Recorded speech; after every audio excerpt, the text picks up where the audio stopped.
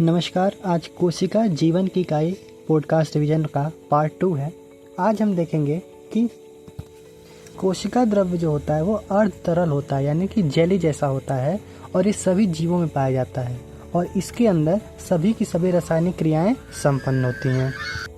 आगे हम जानेंगे कि यूकैरियोटिक कोशिका में केंद्रक के अलावा और भी सारी झिल्ली युक्त संरचनाएं मिलती हैं जिसे हम कोशिकांग कहते हैं, जैसे कि endoplasmic reticulum, mitochondria, microbody, Golgi सम्मिश्र, लाइसोसोम, वैक्यूल, ये सारी चीज़ें पाई जाती हैं। जबकि प्रोकैरियोटिक कोशिका में झिल्ली युक्त कोशिकांग का अभाव होता है, यानी कि कोई भी कोशिकांग प्रोकैरियोटिक कोशिका में नहीं पाई जाती है, सिर्फ एक कोशिकांग को छोड़ के जिसका नाम है राइबोसोम।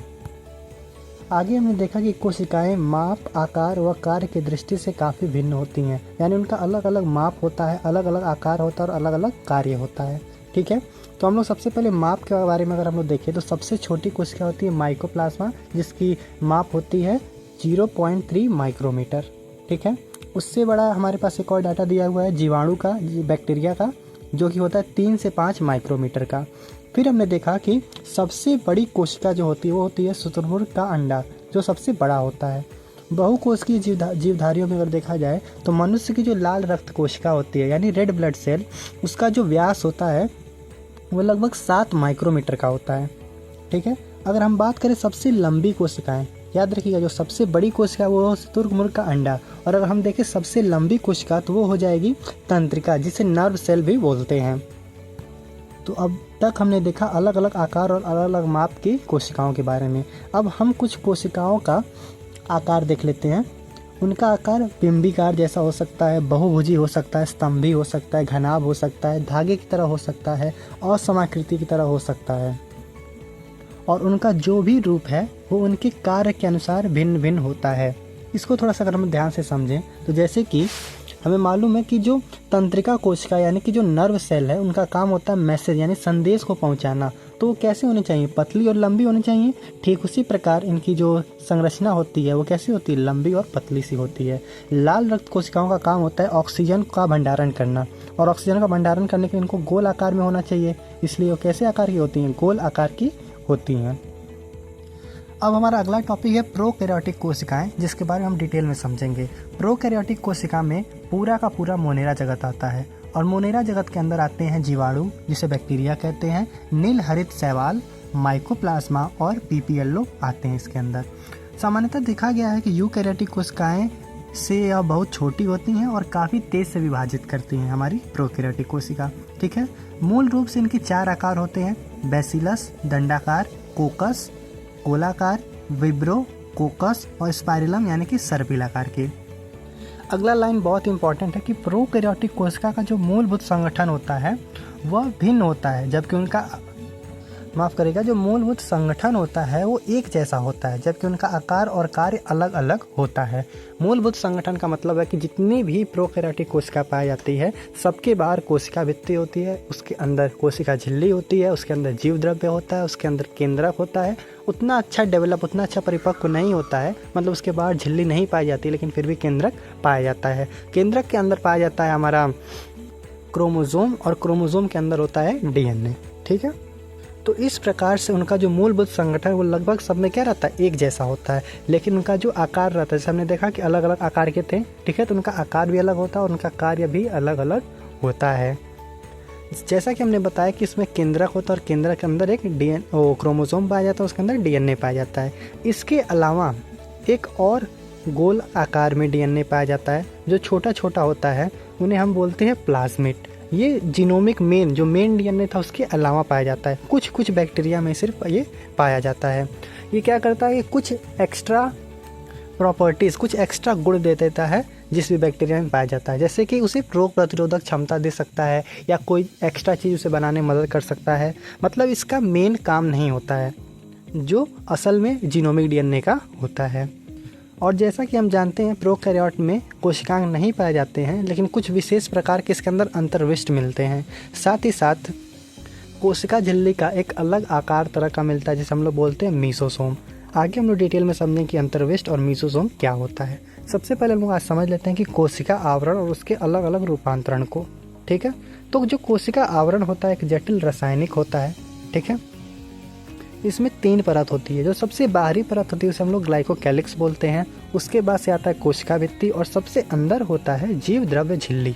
ये तीनों का काम अलग अलग होता है, लेकिन फिर भी एक साथ मिलकर सुरक्षा इकाई का काम करती हैं और प्रोकैरियोटिक कोशिका को बचाती हैं। फिर हम देखते हैं कि जीवाणु 2 तरह के पाए जाते हैं, एक ग्राम धनात्मक और एक ग्राम ऋणात्मक। लेकिन किस आधार पर इन्हें विभाजित किया जाता है उसको हम लोग समझते हैं। तो इनको विभाजित करने का आधार है कोशिका आवरण में विभिन्नता, यानी कि कोशिका आवरण अलग अलग हो जाता है। इसके आधार पर हम लोग जीवाणु को विभाजित कर सकते हैं। साथ ही अभिरंजन विधि के प्रति व्यवहार के हिसाब से भी हम जीवाणु को भाग करते हैं। अभिरंजन विधि के प्रति व्यवहार, यानी इसका मतलब ये है कि अगर हम लोग कोई स्टेनिंग करते हैं, बैक्टीरिया के ऊपर कोई कलर डालते हैं, उसका से हम देखते हैं क्या वो बैक्टीरिया उस कलर को अपने अंदर समा लिया है या नहीं समाया है। अगर वो समा लेता है अपने अंदर तो उसको हम लोग बोलते हैं ग्राम धनात्मक। अगर वो समा नहीं लेता है उस रंग को तो हम लोग बोलते हैं ग्राम ऋणात्मक। ठीक है। फिर आगे ग्लाइकोकैलिक्स जो था सबसे बाहरी परत थी कोशिका आवरण की, उसके बारे में हम लोग समझते हैं कि ग्लाइकोकैलिक्स भी 2 तरीके का होता है। रचना एवं मोटाई के आधार पर हम इसको 2 भाग में बांटते हैं। एक होता है अवपंक परत और एक होता है संपुटिका। अवपंक परत होता है ढीला तथा पतला, जबकि संपुटिका होता है कठोर तथा मोटा। कोशिका भित्ति का अगर हम लोग बात करें तो उसका कार्य होता है आकार को निर्धारित करना और दूसरा कार्य होता है जीवाणु को फटने तथा निपातित होने से बचाना। उसके अंदर हम लोग आते हैं जीव द्रव्य झिल्ली। तो जीव द्रव्य झिल्ली वर्णात्मक होती है, यानी कि यही डिसाइड करती है क्या चीज़ें अंदर आएंगी और क्या चीज़ें बाहर जाएंगी और बाहरी वातावरण से संपर्क बनाती है। ठीक है। फिर हम देखते हैं कि जो हमारी जीव द्रव्य झिल्ली थी वो अलग अलग आकार को प्राप्त कर लेती है, जिसे हम लोग मीसोसोम कहते हैं। मीसोसोम 3 तरह का हो सकता है, लैमेली, वेसिकल्स और ट्यूब्यूल्स। यानी कि अगर हिंदी में बात करें तो पुटिका, नलिका और पटलिका। साथ ही अगर हम मीसोसोम के कार्य की बात करें तो इसका कार्य होता है कोशिका भित्ति का निर्माण करना, पहला। दूसरा होता है डीएनए प्रतिकृति। तीसरा होता है श्वसन का काम। चौथा होता है स्रावी प्रक्रिया, यानी कि खराब चीज़ों को बाहर निकालना। और सबसे लास्ट काम होता है कि जीव द्रव्य झिल्ली का क्षेत्र बढ़ाना तथा एंजाइम की मात्रा को भी बढ़ाना। फिर हम देखते हैं कुछ आकार कोशिका के बाहर निकलते हैं, जैसे कि पहला इसमें से होता है कशाभिका, जिसे हम लोग फ्लैजेला भी कहते हैं। इसका काम होता है चलने में मदद करना, यानी कोशिका प्रोकैरियोटिक कोशिका को चलने में मदद करता है ये कशाभिका। इसके 3 भाग होते हैं, आधारीय शिरा, अंकुश और तंतु। तंतु सबसे लंबा भाग होता है और जो कशाभिका की संख्या है और इसका विन्यास है वो अलग अलग कोशिका में अलग अलग हो सकता है। साथ ही 2 और संरचना पाई जाती है जो कोशिका के बाहर रहती हैं, रोम और झालर। रोम विशेष प्रोटीन से मिलकर बनता है और जो झालर रहता है वो पतला पतला ब्रश के जैसा, ब्रश का जो दाना रहता है धागा टाइप का, उस टाइप का रहता है। ठीक है। ये दोनों मिलके चलने में मदद करते हैं, किसे? प्रोकैरियोटिक कोशिका को। साथ ही चट्टान व पोषक उत्तकों से चिपकने में सहायता करते हैं। अगर हम लोग बात करें राइबोसोम की, तो राइबोसोम प्रोकैरियोटिक कोशिका की जीव द्रव्य झिल्ली से जुड़ा हुआ रहता है और प्रोकैरियोटिक में राइबोसोम 70S पाया जाता है। इसकी 2 सब यूनिट यानी कि 2 उप इकाइयाँ होती हैं, 50S और 30S।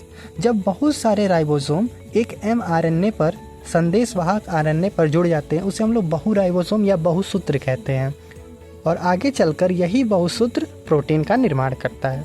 ये हमारा राइबोसोम खत्म हो गया। अगर हम लोग अंतर्विष्ट की बात करें तो प्रोकैरियोटिक कोशिका में बचे हुए पदार्थ कोशिका द्रव में अंतर्विष्ट पिंड का रूप ले लेते हैं। ठीक है। और ये कोई झिल्ली द्वारा घिरे हुए नहीं रहते हैं, सिर्फ कुछ चीज़ों को ये क्या करते हैं, स्टोर करते हैं, यानी कि जमा करते हैं। ये अलग अलग तरीके के हो सकते हैं, जैसे कि साइनोफिशियन कणिकाएँ, ये क्या करेंगे, इसके अंदर प्रोटीन को स्टोर करेंगे। ग्लाइकोजन कणिकाएँ, जिनके अंदर क्या स्टोर होगा, ग्लाइकोजन यानी कि कार्बोहाइड्रेट स्टोर हो जाएगा। ठीक है। गैस वैक्यूल के अंदर क्या आ जाएगा, गैस आ जाएगा। और फॉस्फेट कणिकाएँ, यानी कि इसके अंदर क्या आ जाएगा, फॉस्फेट आ जाएगा। तो इसी के साथ हमारा पूरा प्रोकैरियोटिक कोशिका खत्म हुआ। एक बार समराइज कर दे तो प्रोकैरियोटिक कोशिका का क्या होता है, कोशिका आवरण होता है जिसके 3 परत होते हैं। कोशिका आवरण में सबसे ऊपर होता है ग्लाइकोकैलिक्स, उसके अंदर कोशिका भित्ति और सबसे अंदर होता है कोशिका झिल्ली।